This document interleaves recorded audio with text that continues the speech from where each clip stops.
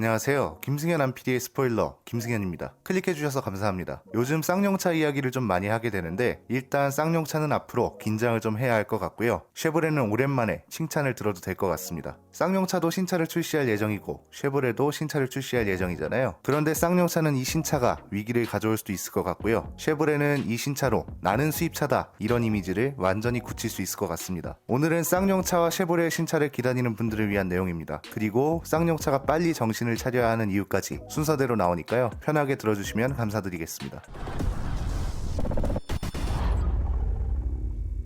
오늘 이야기는 크게 두 부분으로 나눠서 가볼 겁니다. 일단 쉐보레의 신차를 먼저 살펴볼 거고요. 두 번째는 이 신차들이 쌍용차한테 어떤 영향을 끼칠지까지 살펴볼 겁니다. 첫 번째부터 가보겠습니다. 쉐보레 신차는 세 가지로 나눠서 설명해 드리겠습니다. 첫 번째는 실버라도 EV입니다. 최초 공개가 된 이후로 최근에 사전 계약 기록 소식이 나왔는데 말 그대로 대박이 났습니다. 어느 정도인지 보니까 불과 한 달 만에 11만 대 넘는 계약 기록을 세웠고 여전히 숫자가 증가하고 있다고 합니다. 미국에서 이렇게 인기를 끌고 있는 이유는 간단하죠. 미국인들한테 가장 인기 있는 픽업 트럭 중 하나이기도 하고 주행거리를 보세요. 한 번 충전하면 무려 644km를 주행할 수 있다고 합니다. 모두가 넘어야 할 산이라고 말하던 600km 고지를 넘어선 거죠. 성능도 좋습니다. EV WT 트림은 총 출력으로 510마력, 85토크를 내고요. 최대 견인 능력은 3628kg에 달합니다. 여기에 견인력을 9071kg까지 끌어올릴 수 있는 옵션 패키지까지 추가할 수 있다고 합니다. RST 퍼스트 에디션 트림은 총 664마력, 107.8토크를 발휘하고 최대 견인력은 4585kg에 달합니다. 이것만 봐도 알 수 있죠. 좋은 차는 사람들이 알아서 찾아준다고요. 그리고 저는 개인적으로 스펙보다 실내 변화가 눈에 띄었습니다. 그동안 쉐보레가 가장 많은 욕을 먹던 게 실내 디자인이라고 해도 과언이 아니잖아요. 그런데 와 진작 이렇게 좀 만들어주지. 계기판하고 디스플레이만 좀 바꿨다고 이렇게 분위기가 달라질 수 있나요? 치명적인 단점이라 불리던 것까지 개선을 해줬으니 이 정도면 국내에 들어와도 좋을 것 같은데 두 번째는 그래서 실버라도 EV가 국내 출시될 가능성이 매우 높다는 이야기로 연결할 겁니다. 한국 GM이 언급한 내용을 볼까요? 2025년 그러니까 앞으로 3년 동안 볼트 EV와 EUV를 포함한 전기차 10종을 출시할 거라고 했습니다. 한국 사업장의 역할을 강화하겠다는 계획을 밝힌 건데요.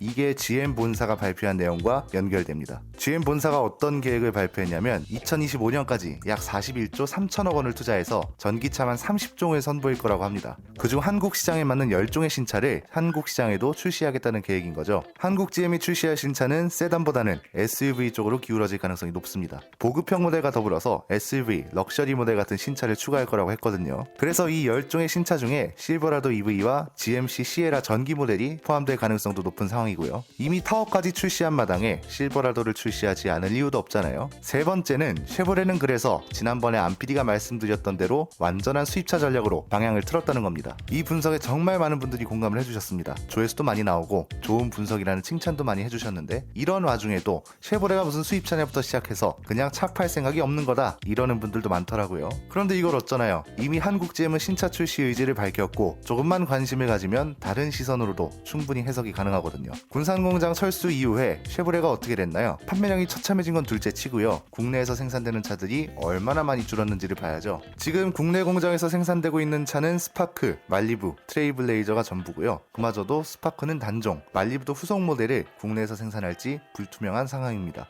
그런데 미국 공장에서 생산되어 오는 차는 어떤가요? 트래버스, 콜로라도, 타오, 볼트, 볼트 EV, 카마로, 그리고 앞으로 나올 실버라도 EV와 GMC 시에라까지 죄다 미국에서 생산돼서 한국으로 수입 판매되는 차들이죠. 이렇게 되면 국내 생산 차종은 트레일블레이저만 남는 거고 앞으로 모든 차들이 순수하게 해외에서 수입되어 오는 수입차가 된다는 겁니다. 이건 쉐보레가 한창 먹튀 논란으로 시끄러울 때 수입차로 등록한 이유도 여기에 있다고 볼 수 있는 거죠. GM 대우 이후로 시보레로 불리던 시절을 지나는 바람에 아저씨들 사이에선 국산차냐 수입차냐 말이 많았잖아요. 그런데 이제는 포드나 캐딜락처럼 논란 없는 수입차로 인식될 수 있을 것으로 보입니다. 그리고 여기서 중요한 건 이렇게 되면 경쟁력 판도가 완전히 바뀐다는 거죠. 이것도 안PD가 지난번에 너무 정리를 잘 해줬습니다. 쉐보레가 국산차 기준으로 보면 판매량이 처참하지만 수입차를 기준으로 보면 완전히 달라진다고요. 일단 지금 판매량 기준으로만 봐도 수입차 전체 순위 중 3위에 해당하는 좋은 기록이고요. 지금 쉐보레의 서비스망, 판매망, 가격, 신차 종류 이런 걸 다 따져보면 진짜 가성비 좋은 수입차 전략으로 가져갈 수 있다는 거죠.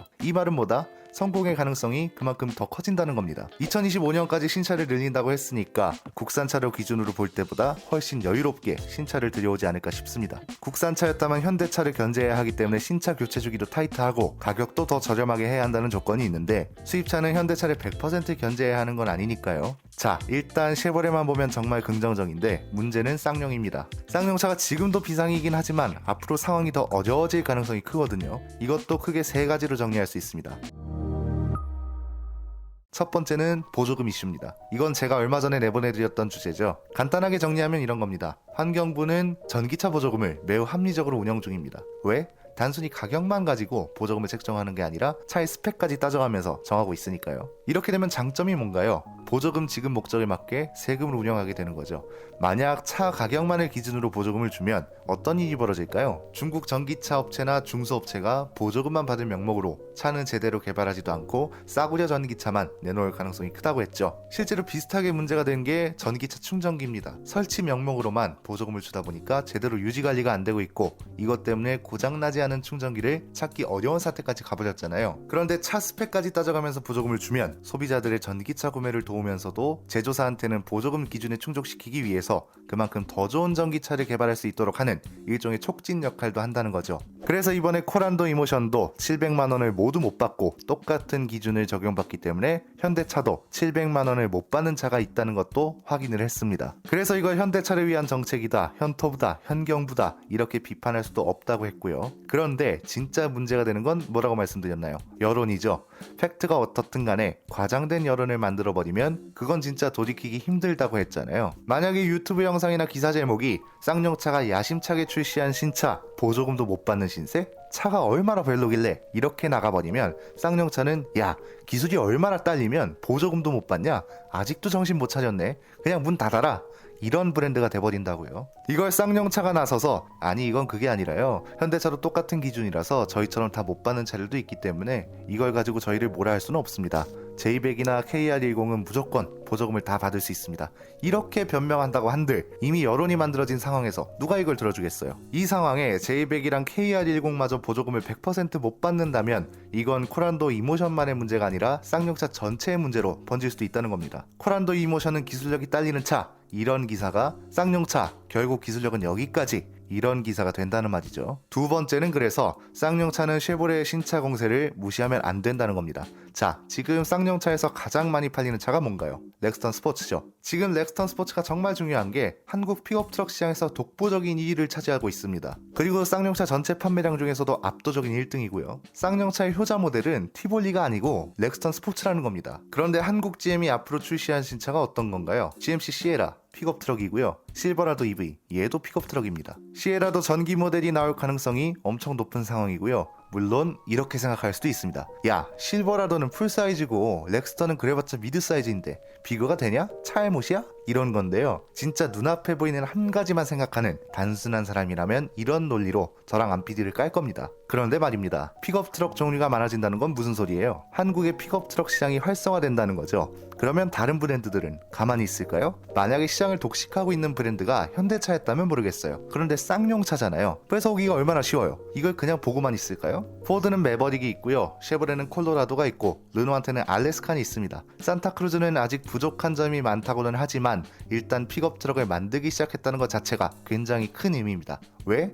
앞으로 얼마든지 시장이 원하면 원하는 대로 현대차도 픽업 트럭을 만들 수 있다는 거니까요. 이렇게 다른 브랜드들까지 총공세에 들어가면 쌍용차가 과연 살아남을 수 있을까요? 세 번째는 그래서 렉스턴 스포츠도 전기차가 빨리 나와야 한다는 겁니다. 지금 쌍용차가 에디슨 모터스랑 신경전을 벌일 때가 아닙니다. 쌍용차는 진짜 냉정해야 합니다. 제대로 된 엔진을 개발해 본 적도 없고요. 그간 이름을 남긴 차들은 죄다 벤츠의 후광이 있던 차들이었습니다. 문 닫을 때가 됐다고 비아냥거리는 사람들도 그만한 이유가 있으니 그런 말을 한다는 거죠. 그 정도 기회를 줬는데도 성공을 못한 것까지는 그렇다 치자고요. 그러면 적어도 절실함 정도는 보여줘야죠. 렉스턴 스포츠 전기차 무조건 나와야 한다고 봅니다. 이게 중요한 이유가 뭐냐고요? 잠깐 행복 회로를 한번 돌려볼까요? 쌍용차가 부활하려면 연간 판매량이 적어도 10만 대 이상은 나와줘야 할 거잖아요. 10만 대를 넘어가면 당연히 좋죠. 그런데 이제는 마냥 좋아할 수만은 없게 됐습니다. 왜? 당장 내년부터 전기차 판매량 목표치를 못 채우면 벌금을 내라고 하잖아요. 연간 판매량이 10만 대 이상이면 전체 판매량 중 12%가 전기차여야 합니다. 10만 대 중에 1만 2천 대 정도가 전기차여야 한다는 거죠. 이걸 코란도 이모션이랑 J100만 가지고 가능할까요? 이미 렉스턴 스포츠라는 카드를 가지고 있잖아요. 그런데 왜 카드를 안 쓰는 건가요? 렉스턴 스포츠를 전기차로 전환시킬 능력이 없어서? 그러면 대체 에디슨 모터스는 하는 게 뭔가요? 체어맨도 전기차로 부활시키고 심지어 무쏘까지 부활시킬 수 있다면서요. 그런데 렉스턴 스포츠 하나를 전기차로 못 만들까요? 지금 약간 쌍용차가 어떻냐면 밀실에 갇힌 상황에서 벽이 점점 좁아지고 있는 거랑 비슷하다고 봅니다. 기존에는 회사만 문제였다면 이제는 외부 요인들까지 쌍용차를 괴롭히기 시작한 거죠. 어쩌면 쌍용차가 변화에 대응하지 못한 탓이라고 하는 게 더 맞는 걸 수도 있고요. 쉐보레는 사실 냉정하게 따지면 한국 소비자들이 무시한다 해도 콧방귀도 안 낄 회사입니다. GM이라는 회사가 한국에만 차를 파는 것도 아니고 글로벌 제조사잖아요. 쌍용차는 다릅니다. 쌍용차는 뭐 하나 새로운 걸 만들려면 정말 많은 노력이 필요합니다. 쉐보레가 신차 공세를 예고했고 이게 쌍용차한테는 굉장히 큰 타격이 될 수도 있습니다. 그러니까 지금은 넋 놓고 있을 때가 절대 아니고요. 하루라도 빨리 주력 모델을 전동화 모델로 전환해야 할 겁니다. 이거라도 안 한다면 더 이상 쌍용차에 대한 밝은 전망을 이야기할 수 없을 것 같네요. 오늘 내용은 여기까지입니다. 앞으로 이런 기업 동향 이야기도 가장 유익하게 스포일러 해드릴 예정이니까요. 구독과 좋아요, 알림 설정을 통해 가장 빠르게 받아보셨으면 좋겠습니다. 안PD의 자동차 백과 쉐보레와 쌍용 신차 편이었습니다. 감사합니다.